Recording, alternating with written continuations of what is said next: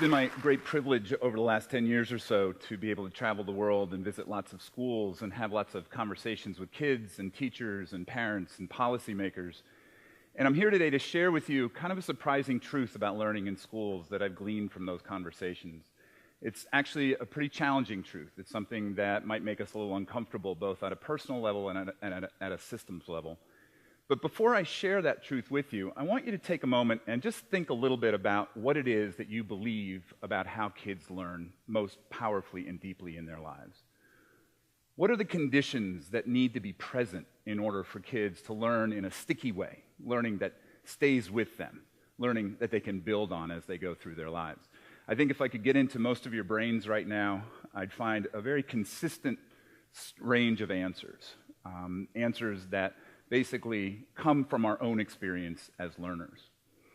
Over the last couple of years, I've actually asked that question to about 50,000 people at various conferences, presentations, workshops, face-to-face conversations that I've had. And I'm going to guess that most of what you were thinking is what they were thinking as well. I'm going to predict that most of what you were thinking is coming from this kind of built-up stock of intuitive knowledge, intuitive common sense knowledge that we have about learning. Seymour Papert is one of my best teachers. And I think he's right. We know what deep and powerful learning looks like because we're learners as well. And so it looks like this. This isn't rocket science when we talk about what learning requires. We know that it's based on passion. We know that the best learning that we do happens when it's for a real audience, for a real purpose, when it has relevance in our lives, when it's not constrained by time, and when there are other people around us who are passionate to learn those things as well.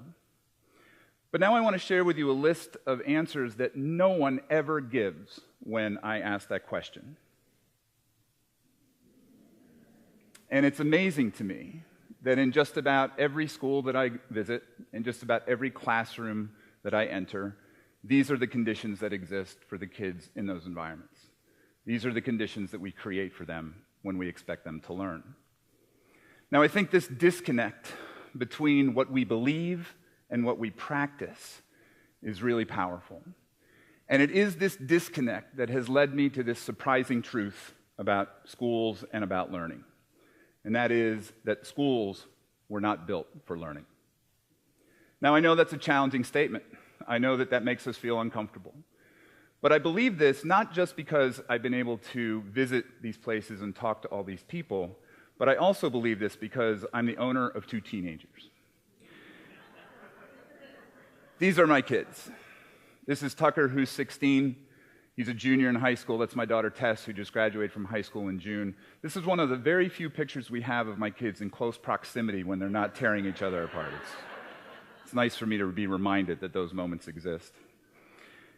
What I've found in their 22 collective years of both public and private education is that the learning that they do on their own looks very different from the learning that they do in schools. And I want to talk a little bit about that because I think that kind of comparison is important for us to think about. My wife wanted me to title this presentation, The Science of Kale and Basketball Math. And the reason she thought that would be a good idea is because these are the things that my kids have a passion for right now. My daughter is probably the healthiest, fittest person that I know. She is constantly engaged in communication with other people online, with other experts on what to eat, what to cook, what recipes there are, how to exercise.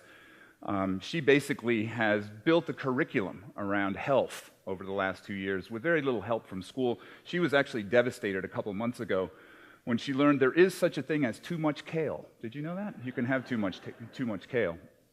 My son, as you can see, is a basketball player. That's his passion.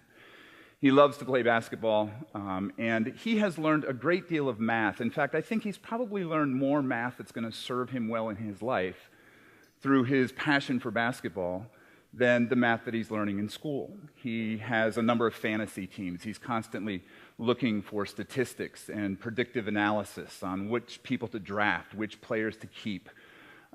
He is engaged in the box scores whenever teams are playing, and he's thinking hard about numbers in ways that are relevant to him and powerful in his life. A couple months ago, actually, we were watching an ESPN sports science segment where he learned that Steph Curry's shot has a much higher arc than LeBron James' shot, and that Steph Curry's shot, because of that, actually has 2 times the potential to go in the basket than LeBron's does. LeBron has to be really accurate. So Tucker, at that moment, went out in the driveway and started shooting a very high arc on his shot, to the point where he actually had to cut some branches off the trees that were above the goal because he wanted to practice that. And it worked. He's been shooting and playing a lot better based on his knowledge of numbers. Now, basically, my kids live at a moment where they can learn about these things that they care about, whether it's kale or basketball or whatever else, because they live in a moment of abundance. They have abundant access to the sum of human knowledge, to 3.5 billion people, to almost 1 million apps and technologies that exist in the devices that they carry around in their pockets.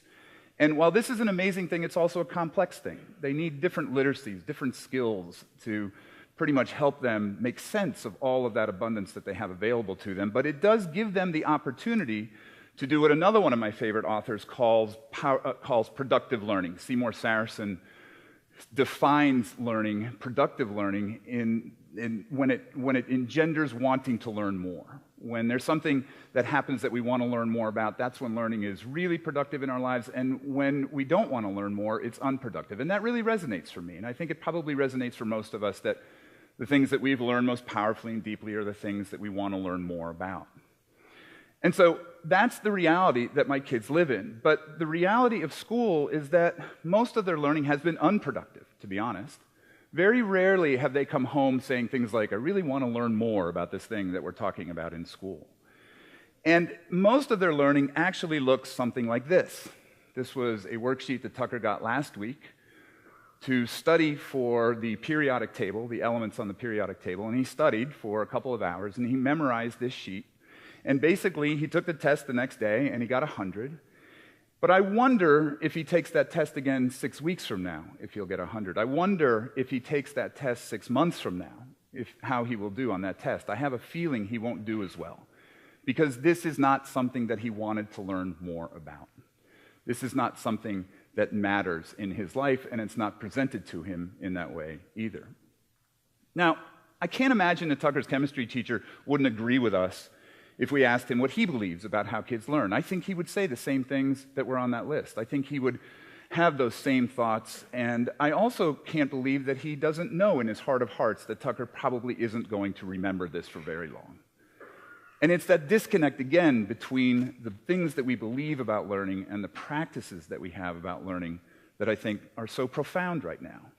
I don't think it's surprising at all when we read headlines that show that most Americans can't pass a very simple science quiz. And that's because we've forgotten what we learned about science in school. It wasn't a very productive experience for us. Now, I know for some of you, this really isn't much of a surprise. This kind of contrast between what we believe and what we do has been around for a long, long time, and I think most of us know it, but we maybe don't want to acknowledge it. I think we're going to have to acknowledge it right now, because I think that this contrast that we have between those two things is putting our kids' futures at risk at this point. The world has changed in some very, very powerful ways, and our ability to learn is changing on a regular basis. And I think we're going to have some very interesting conversations moving forward about the direction of schools, given this modern context, given this modern world in which we live. You know, schools were built for a time that really doesn't exist any longer. Schools were built for a time that said, if you want to learn something, if you want to learn algebra or French or Shakespeare or whatever else, you have to be here at this particular time with this particular person, with other kids who are your age from your neighborhood, to go through this curriculum at this pace and be assessed in this particular way. And that is the narrative that all of us carry. That is the narrative that all of us own on some level, because that's the narrative that we experienced. But the narrative now is beginning to crumble. The narrative of traditional schooling is beginning to break down. 2 years ago, Gallup did a survey of 500,000 kids and asked them what their level of engagement was. And by high school, only 44% of kids said they were engaged. 44%. I don't think that's acceptable. I think that signifies a real problem. And by the way, I have lived this line as a parent watching my kids go through school. A couple months ago, a survey was done of college professors. 14% of them said that kids were ready for college coming out of school. And only 29% of them said they were ready for the world of work. couple weeks ago, we found out that SAT scores are the lowest they've been in 10 years, despite our best efforts to move the needle, to make them better, to prepare kids better and better and better. It's not working. And one of the biggest problems with schools right now is we have a very traditional system that's preparing our kids for a traditional idea of work, which doesn't exist any longer. 40% of Americans are now engaged in jobs that are non-traditional contingent jobs, and that number continues to grow. And so what's happening is you have a lot of educators, a lot of authors, a lot of parents who are standing up and saying, we need to change this. This is Scott Looney, the headmaster of a very prestigious independent school outside of Cleveland called the Hawkins School. And in this beautiful 24-page PDF that he sent out to his parents 2 years ago, he started it by saying this: in my 28 years in education, I have never been more excited or so fearful for the future of education and the future of this world. Education in America is fundamentally broken. Fundamentally broken. So why do we do this? Why do we continue along the path that creates this huge disconnect between what we believe and what we actually do in our classrooms? I think part of this is obviously nostalgia. This makes us comfortable. When parents can look at the grades that their kids receive and have some sense of what that means, or when they come home and talk about their experiences that resonate in ways that we experience those things, it gives us a comfort level that I think is important. And part of it is policymakers, some of whom are still living in the 19th century when it comes to what children need and what kids need to be learning and doing in school, who create these standards and expectations that really haven't moved into the modern world very much at all. But I think what we're going to have to do is start talking honestly about what we know about learning. And I want to call those things the elephants in the classroom, if you will. There are a lot of things that we know to be true, but we don't really discuss them. Because if we discuss them, it would put the entire experience of schooling into a conversation that many of us don't want to have. For instance, I don't think we can ignore any longer that our kids will forget most of what they learn in school. And we know this because we have forgotten most of what we learned in school. I don't think we can ignore any longer that deep and powerful learning requires a personal interest. It has to be something that we are invested in if we're going to learn it for the long term. We have to now admit that deep and powerful learning isn't served by many of the structures that we have in schools, that the only place where learning is limited by time and age and by discipline is in school. That doesn't look anything like the real world in terms of the way we learn when we're on our own. We have to admit that kids with access are learning more productively on their own, outside of school, than we're allowing them to learn inside of school. And I don't think we can ignore any longer that our current grading systems and the structures that we create to evaluate kids and teachers are at best counterproductive and at worst harmful to the whole process. So how do we fix this? How can we create schools that are places for learning? Well, I think the first thing we have to do, all of us, as educators, as parents, as policymakers, is to go back to the beginning question and ask ourselves, what do we believe? And to articulate those beliefs out loud, to write them down, to share them with other people.